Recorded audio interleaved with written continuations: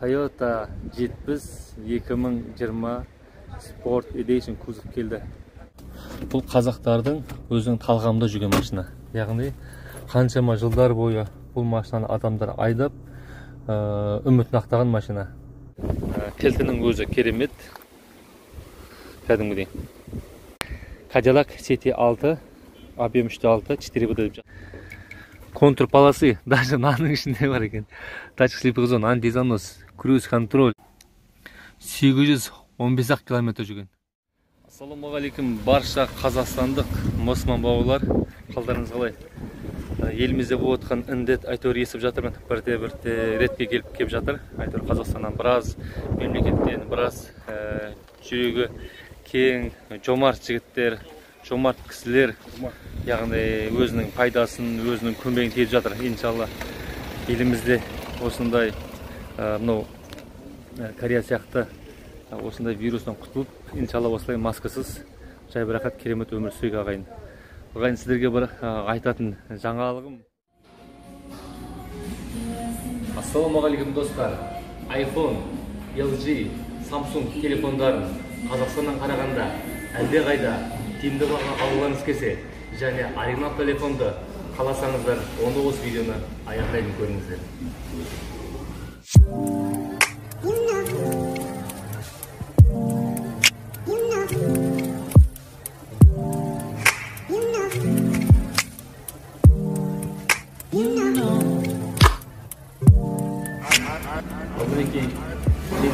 Осылай бүкіл өзімнің видеоларымды YouTube каналға шығаратын кезде осыны кішкентай ғана телефонмен түсіріп, және осы телефонмен өңдеп шығарамын. Өзім ұстап жүрген телефонды Абылай бауырымнан алғам. Себебі бағасы өте тиімді және сапасы өте керемет. Абылай бауырымның жеке инста парақшасы телефон Кореядағы бауырларымызға корейский номер және Қазақстаннан тапсырыс беретін болсаңыздар, WhatsApp номер жазған. Және осы жақта мінеке егізімнің бауырым, және осы жақтағы барлық телефондардың бағаларын осы жақтан көрсеңіздер болады. Ал енді қалай тапсыру жолдарын сізге түсіндіре кетейін. Бар болғаны тек ютубтағы Нұрланнан деп хабарлассаңыздар, сіздерге Кореяның барлық қаласына бұл телефонды сіздерге тең жеткізіп береді. Ал Қазақстаннан қалай тапсырыс бересіздер? Сенімділігі үшін бар болғанда 10 мың немесе 20 мың теңге ғана алдын ала төлем жасап, сосын бұл сатып алған телефондардың бірінші қолыңызға аман-есен жетіп, сосын барып тексеріп, қалған сумманы толық төлемді сол кезде жасайтын боласыздар. Қазақстаннан тапсырыс берген телефондарды Абылай досым дайындап қойды. Алла қаласа бейсенбі күні жолға салып беретін боламыз. Енді бұл телефондардың иелеріне тапсырып беріп жатқан және телефон иелерінің бізге деген арнаған ризашылық видеосын күтіңіздер.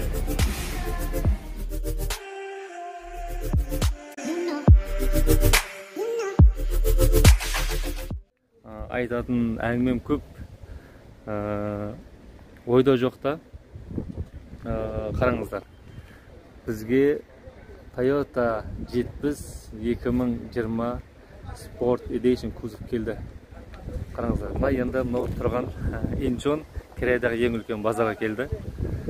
Мына машина жайлы қазір сізге түсіре кетейін. Енді шынымен қазір ғана келдім.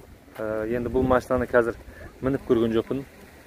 Осы сіздермен бірге дамыған технологияның арқасында осындай YouTube, яғни телефон видеосымен көрсетіп түсіндіре кетейік. Қай машина? Осы машина келген, кілті. Қараңыздар, не деген японский сборка. Бұл базарда, яғни менде жоқ, кімде. Бұл базарда негізі жылы ескі, жылы төмен барлық машина бар. Мына машина Алла қаласа Қазақстан экспортқа шығайын деп тұр. Бұны енді Олжа соғасқа жіберсек, әрине тағы да керемет қып сіздер үшін, барлығым үшін обзор түсіріп береді.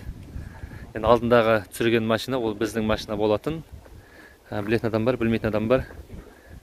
Ол машинаны кезінде Қуаныш аға бізден бірденен 3 машина заказ берген. Сол кісінің машинасы.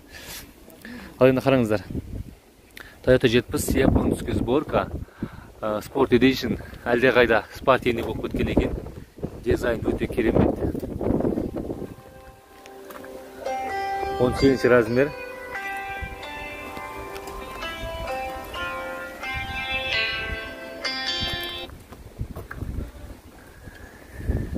Керемет. Арт жағындағы өзінің дизайны, яғни спортивный болып кеткен. Спойлер, барлығы керемет. Енді мына жерде қараңыздар, мына жағында глушак тек бір жағында екен. Мына жерде как раз орын тұр жасауға. Енді бұны меніңше Қазақстанда қолдан жасап алса, немесе заводтан шыққанда мүлдем керемет болып кетер еді. Енді мен болсам, шыны керек мына жерге тағы да бір тура осындай глушакты орнатып қойсам, орнатып қоятын едім. Керемет. Енді бұл машинаның ішіне отырайық. Бұл машинаның бір артықшылығы маған ұнағаны, мына жерде тұрған өзінің дизайны, яғни полный қара болып кеткен екен.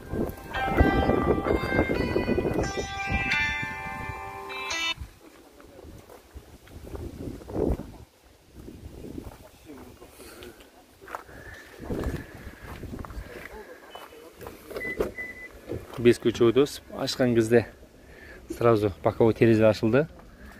Енді мына машинаның ішіне отырған кезде сразу көрініп тұр спортивный екені. Енді плавый сиденье бар. Кузовның несінде сиденьесі более спортивный жасалынған. Бар болғанда пробег 4319 ғана жүрген. Керемет. Қазір айырмашылығын көрейік. Меніңше мына жақта бір қатты айырмашылық көп тұр. Мына жақ бір кішкене кең сияқты. Меніңше мына жерде бір беспроводный зарядка. Бұны тексеріп көреміз. Беспроводный зарядка болу керек сияқты болатын. Енді ішіне салоннан екен ұқсас болып кеткен, бірақ мына жерде қара болып кеткен екен. Алдындағы японский сборка, енді алдындағы Toyota 70-те мына жер кішкене пластмасс, ағаш сияқты жасалынған. Мына жақта да новый кішкене более карбон сияқты дизайн. Жалпы қатты бір айырмашылығын көп тұрған жоқпын. Енді мына жерде міне бұл енді спортивный болғандықтан өзінің несі бар екен. Скорость салатын жері. Панорамный крыша. Бұл жерде кішкене аттың күші бар, яғни усилителіп жасалынған. Керемет. Сразу басқаша екен. Кәдімгі Toyota 70-тен қарағанда аттың күші мықты екен көрініп тұр. Міне Азиз деген жігіт, Корея Кеджи. Маған біраз кісілер сіздің видеоңызды жібереді. Нұрлан, осындай кісі маған помдарды түсірді, машинаны түсірді, барлығын жібереді. Оны кім деп көрген жассыз? Мінекей осы кісі өзіміздің досымыз, бауырымыз. Ассалаумалейкум, қазақ бауырларым. Рахмат сіздерге. Бір рет көп бауырларым көп менің видеоларын көріп, көмек көрсетеді. Рахмат. Видеоларды көріп, лайк басып, комментарийді қалдырып тұрыңыздар. Алла разы болсын. Ассалаумалейкум.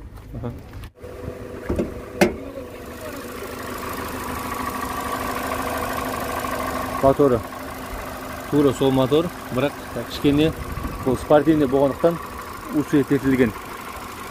Яғни аттың күші 217 аттың күші болу керек.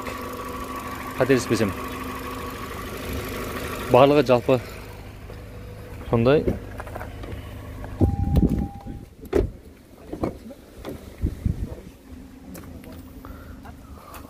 Спортивный дизайн сразу орындығынан көрініп тұр.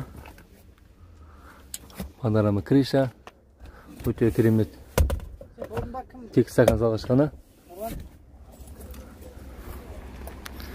Бұл машинаның бағасын, бұл машина 2020 4300 ғана жүрген. Керемет. Тап-таза. Бұл машинаның бағасы полный растаможкасымен 15 миллион 500 деп шарып қойдық. Енді қабаласыңыздар. Барлық ақпаратты егер түсінбесеңіздер, звондап білсеңіздер болады. Ал енді бізде мынау енді түсіретін нәрсе көп. Алдымызда сапсо машина, бірақ заводтан шығып, салоннан шығып, айдап келатып, мына жерін ұрбаған екен. Әттең өкінішті ақ. Енді ішіндегі адам мен ойымша аман сау деп ойлаймын. Бірақ осындай машина, яғни бұл машина орылып, ешқандай жөнделмей, ешқандай деталь ауыспай бізге сол күнше келді. Біз енді мынау есігі елдер қайта-қайта ашып қойғаннан кейін мына жеріне сырмасын деп қойып қойдық. Хорошо.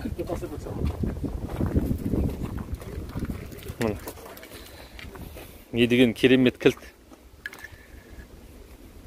Kia Catri, яғни біздің қазақстанда Cerato дейді. Қараңыздар, артындағы дизайн қараңыздар. Не деген керемет.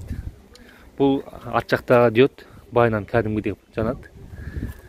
Енді бұндай Catri мүмкін Қазақстанда бар ма, жоқ па білмеймін. Енді бұндай комплектациямен. Мен ойымша көбінесе Россиядан шығады. Велюр болып. Бесключевой доступ, датчик слипа жон. Қараңыздар, не деген керемет. Контур полосы, даже мынаның ішінде бар екен. Датчик слипа жон, антизанос, круиз контроль. Не деген керемет. Енді шынырек Catri шығарған кезде сәл мынаны енді бұл сондай адам қымбат машина алатын болғаннан кейін 2020 болғандықтан мына жерге плавый сиденье мынаны кішкене кнопкамен қойсаңыздар мүмкін жақсы болатын еді. Бар болған қараңыз. 815 километр жүрген. Яғни бұл машина шынырек Таразбен Алматыда жерде жүріп жолда авария болған. Не деген керемет. Енді Кореяда шынырек жаңбыр көп жауады, басқа нәрсе болады. Енді авария кім біледі. Қараңыздар, мына жақта push start, монитор керемет. Яғни как будто бір салоннан мониторда шығарып болған сияқты. Әдемі жақсы жасалған. Енді бұл кәрістер шынырек болашақта біздің барлық әлемді корейский машина жаулайды деген ойдамын. Себебі бұлар соған лайықты жұмыс жасап жатыр. Дизайны болсын, бағасы болсын, комплектациясынан болса да, міне жазды күні обдув сиденье, яғни орындық салқындатқышы, қысты күні орындық жылытқышы, автомат коробка, подогрев руль. Біздің Астана, Қазақстанның жоғары жақтағы суық болып келеді, соған лайықты. Пассажир жақта да климат контроль жап жаңа. Бұл енді кішкене Catri более спортивный болып келеді. Жан жақтан ұратын желдеткіштері более спортивный, жақсы жасалған. Дизайн өте керемет. Стакан салғышы, ручник. Көп кісілерге осыны ручник бұрынғы чем аяқпен басқаннан қарағанда осы баяғыдай более спортивный көріп ұнатып жатқан кісілер бар. Енді өзінің барда çok кішкентай шағын болып келгенімен арт жағында өкінішті подлокотник стакан салғышы жоқ. Бірақ енді о жағынан сәл не екен, минусы, әрбір машинаның өзі минусы, плюсы болады. Енді мына жағынан машина задняя камера, керемет, жақсы. Бұл жерде бұл машинаның моторына мүлдем зақым түспеді деп ойлаймын. Өздеріңіз сөйтіп ойлап тұрған шығарсыздар. Керемет. Керемет, жақсы. Мен ойлағаннан да өте керемет. Қараңыздар, датчик слипа жон, контур полосы. Керемет. Енді моторын ашып көрсетейін. Қанша дегенмен моторына зақым түскен шығар деп кейбір кісілер сұрап жатады. Мінекей мына машинаның сразу сіздерге айтайын. Енді полный заводской. Енді оны шынырек покажет ету керек сіздерге. Ютубпен көрсеткеннен кейін, камера ақыр түсіретін болғаннан кейін тап-таза машина. Тек сол бағана айттым, 800 километр жүріп келатып, әттең соққы болған екен. Енді мына жерін енді біз өзіміз ажыратып қойдық, себебі есік мына жерінен ашылып қайта-қайта адамдар ашып көріп жатыр. Мынаны есік сырып кетпесін деп. Мына жағын көріңіздер. Міне осындай машиналар бар ағайын. Егер алатын болсаңыздар, енді қатты мажылмаған, енді өзімізге лайықты, яғни сәл бамперін бар кетсе Кореяда бұл запчастар арзан тұрады. Бампер ауысады, фара ауысады. Решетка енді сол решеткасы ауысады. Мына жақтағы Параласа сау екен. Оны қазір ашып көрген кезде көреміз. Қай жер ауысатын ауыспайтын. Мынаны да ауыстырып таламыз және мынау несі капоты. Енді бұндай машинаны біз сразу айтайын сіздерге. Таза оригинал сурет видеосын көрсетеміз машина келген кезде. Сосын жөнделіп болғаннан кейінгі видеоны көресіздер болашақта. Енді оны да айтамыз. Сосын мына машинаны енді өзіме алып қалдым ағайын. Cadillac ST6 2018 жыл. Енді бұндай машина интернеттен қарасаңыздар, российский блогерлер өте керемет обзор жасаған. Яғни бұл машина кілтінің өзін көрсетейін.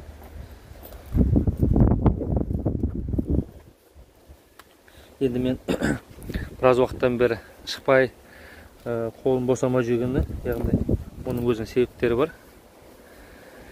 Ал енді бастапқы осындай өзіме керек машинаны біз алып қалдық. Болашақта қазіргі енді осы түрін көрдіңіздер. Болашақта сататын кезде обязательно жөндеп, одан кейінгі несін айтам. Ал егер кейбірсе осы күйінде бер дейтін болса, ол әрине ол жағынан да сөйлесеміз. Енді бұл машина полный алюминий екен. Неден қарастырым 70% алюминий екен. Машинаның объемы 3/6. Кілтінің өзі керемет. Кәдімгідей. Енді қараңыздар, мына машинада сәл ғана авария болған ғой. Бірақ airbag мүлдем ашылмаған. Ол жағынан Алланың атымен ант бере аламыз. Егер кейбір кісілер бізден енді қанша дегенмен Корея мемлекетпен Қазақстан өте алыс, бізді алдап жіберіп жатыр деп ойлауы мүмкін. Енді мына Cadillac қараңыздар. Өте керемет салоны. Енді мына жерде мынау Cadillac центрге барған кезде бізге мынау нені airbag'ын астыңғысы мен үстіңгісін заводқа салып сброс жасап береді. Оны біз бағасын бәрін сұрап сөйлеп қойдық. Қатты қымбат емес екен. Ары кетсе сол $600 деді ме деп айтты. Тачкрепі жон. Ол жерде 5 ключеводос 4 жағында да бар. Оның енді артықшылық айтатын әңгімесі көп. Енді мына машинаны енді интернеттен жазсаңыздар 4V Cadillac CT6 объем 3/6 4V деп жазсаңыздар обзорын көресіздер. Яғни міне глушак екі жағынан тұр және арт жағында бір емес екі видео камерасы бар. Қазір ішінде не бар екенін мен сіздерге айтып берейін ағайын. Бұл машинаның ұзындығы кәдімгідей BMW семеркадан ұзын деп жатыр. Клавиш сиденье, память сиденье, кожаный салон әрине. Енді біздің Ерлан екеуміздің еңбегіміз арқасы осы джекпот ұтып алдық. Бар болғаны айбюшумка деген міне өте керемет. Қараңыз, дала қатты шығып тұр, моторында осы. Жаптың.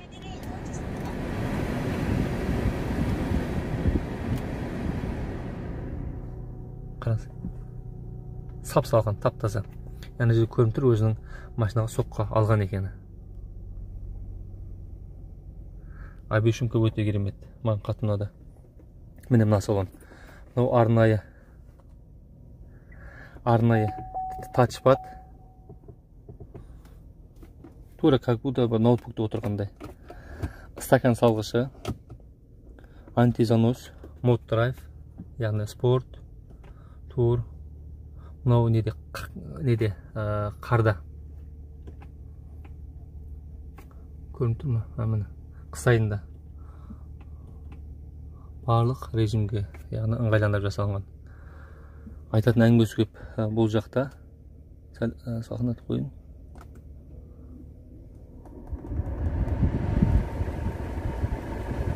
Дауыс шығару сенсорный.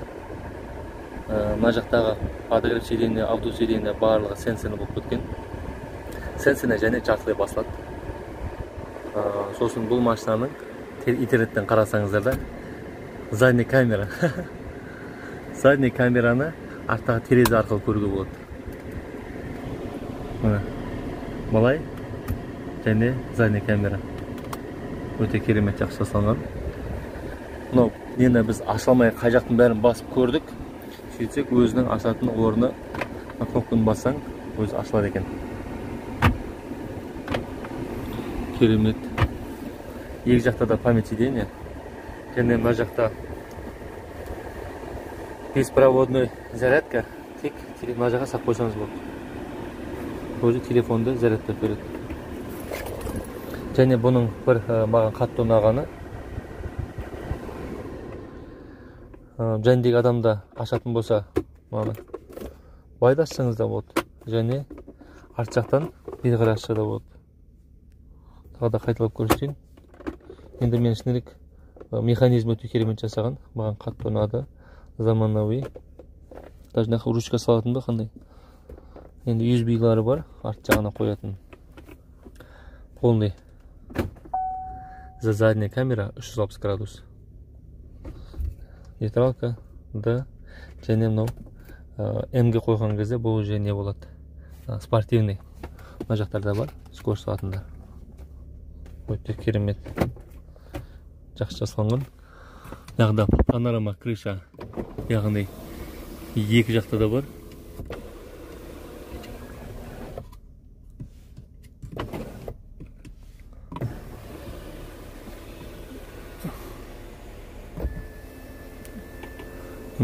Жоғары жақта ашып қойса болады.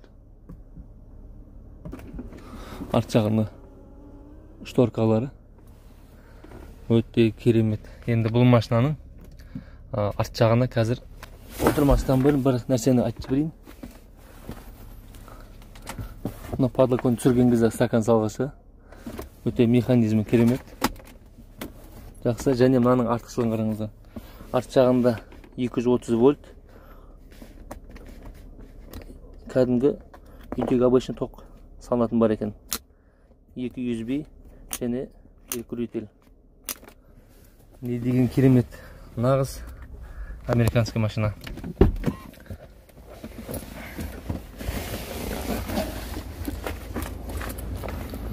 Американский машина екен, қазір мына жағынан көрсетейін. Неге? Американский 2018 жыл. Енді бұл машинаны алағасы біз жөндеп, мүмкін сол кезде тағы да видеоның жалғасын көресіздер. Өзі мынау алтын тәрізді қып жасалған. Өте керемет қып. Тұрасы тұрған жағды.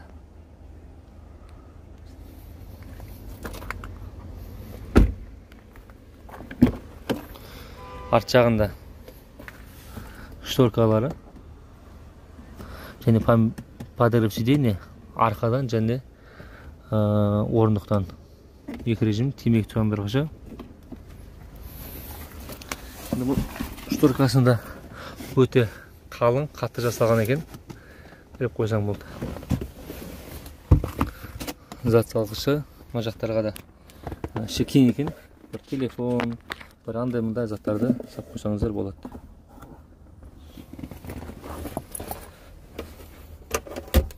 Енді арт жағында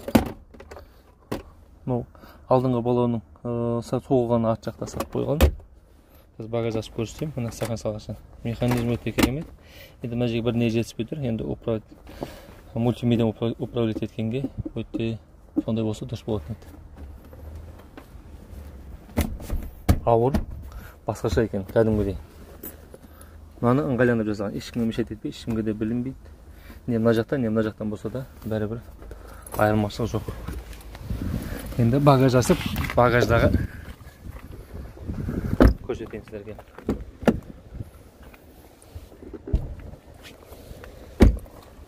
Кнопканы бассаң автоматты түрде ашылады. Багажы кнопкамен. Және арт жағында енді мынау баллонның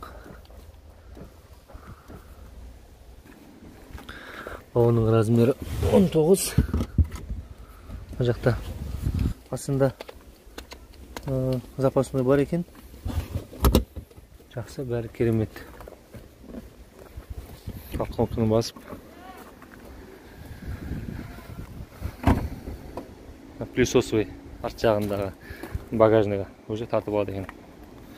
Ал енді сіздерге көрсетейін гибрид машинасы. Енді бұл Қырғызстанға, Азербайжан, бас мемлекеттер бәрін ашып жатыр.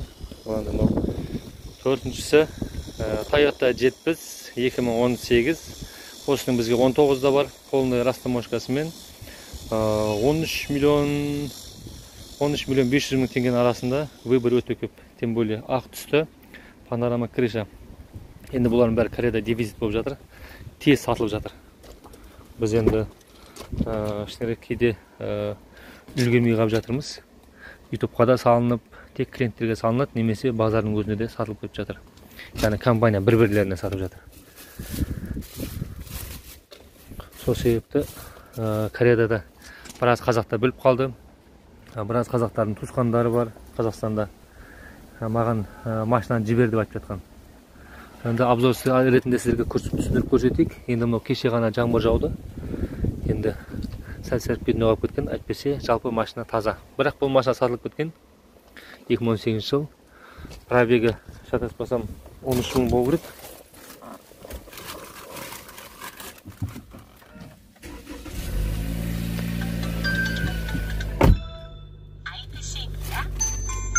Қараңыздар, мына машина бағана Кадиллакта отырған кезде сразу білінеді. Обешумка өте керемет. Енді ол Кадиллакпен мына машина мүлдем салыстыруға келмейді. Яғни ол әлдеқайда представительский машина болып кеткен. Өте керемет, 13 мың пробег жүрген. Енді бұл машина шынымен әңгіме жоқ. Бұл қазақтардың өзінің талғамында жүрген машина. Яғни қаншама жылдар бойы бұл машинаны адамдар айдап үмітін ақтаған машина.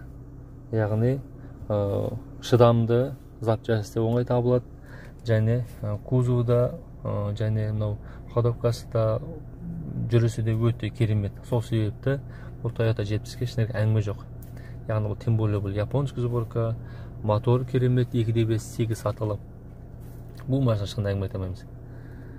Енді өзінің сәл минустары бар. Енді бұл российский сборка полный комплектациямен салыстырған кезде минустары болады әрбір машинаның.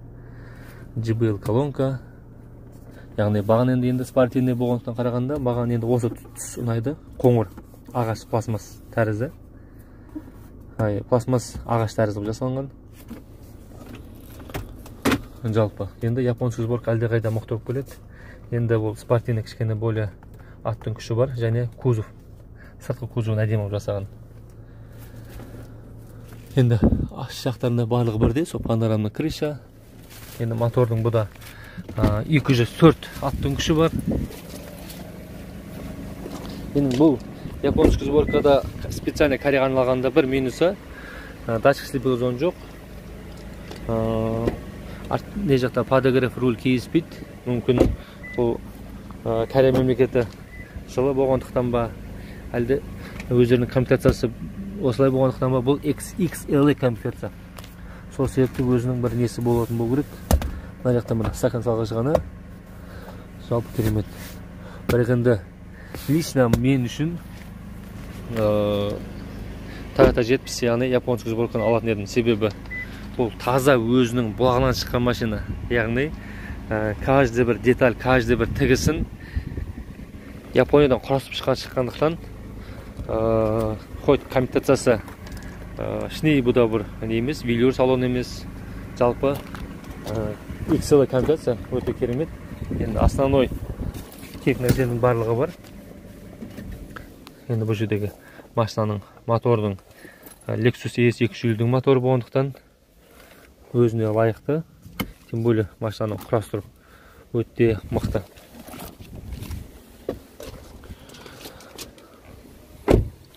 Ал тағы да сіздерге айта кетейін, бұл машинаның алатын болсаңыздар, полный растаможкасымен 13 миллион 500 мың теңгенің арасында шығады. Выбор өте көп. Енді 12-де 9-да шықпаған сәттер болды, 12-де 8-ге шыққан сәттер болды. Бірақ енді ол басқа түстер, яғни 12-де 5-ге шыққандар болды, ол кезінде курс 378 кезінде, 380 кезде. Енді қазір курстың қымбаттап тұрғаны бар, дилер, Кореяда дилер бағаны көтеріп тастағаны бар. Сол себепті. Енді бұл жақта да айтпақшы 13 миллион мен 13 миллион 500 теңгенің ортасында керемет 2018-19 жылғы машина аласыздар. Жансасты енді мына жерде алды жақтан яғни сигнализация бар. Өзінің, яғни бұны білетін адам бар, білмейтін адам бар. Өзінің значоты датчигі бар. Автоматты түрде тоқтап қалады. Және мынау полосаның ішінде шығармасы, яғни өзінің артықшылықтары осы. Мына машинаның бағасы әзірге белгісіз, біз ойланамыз. Енді бұл жерде ауыстыратын нәрсені айтайын сіздерге. Енді мынау қанша дегенмен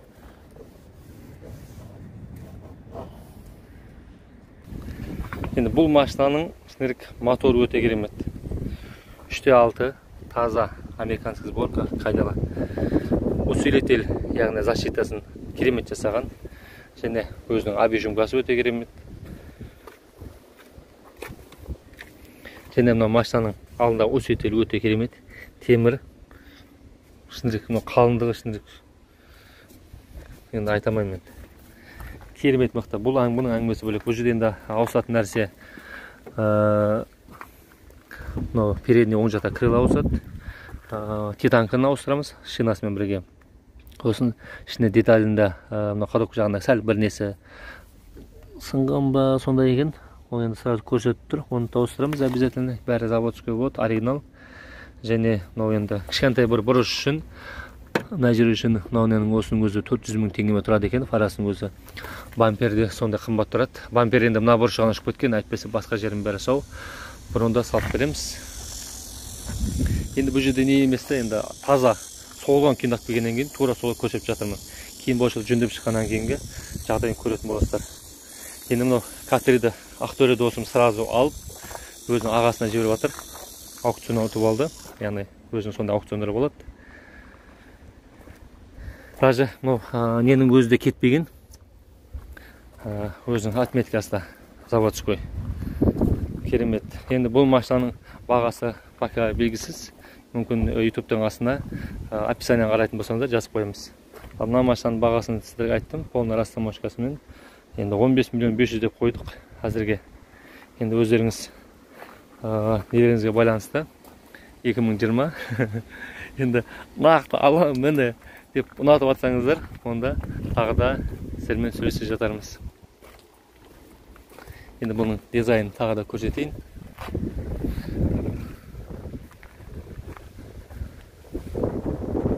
Ал мінекей ағайын, бізге жазылып бұл видеоны келдерге таратып қолдау көрсетіңіздер. Яғни сіздер осындай машинаны, керемет машинаны бірінші болып көргілеріңіз келсе, біздің бағанағы қоңыраушаны басып каналымыздың төмендегі барлығы дейік бассаңыздар, біздің видеоны сіздер бірінші болып көре аласыздар. Келесі видеода сау болыңыздар, амандықта. Аман есен болсын, коронавирус елімізден жойылсын. Барлығымыз жұмыла көтеріп жүк жеңілдеп, бірімізге жанашыр болып, амандықта жолға ағайын.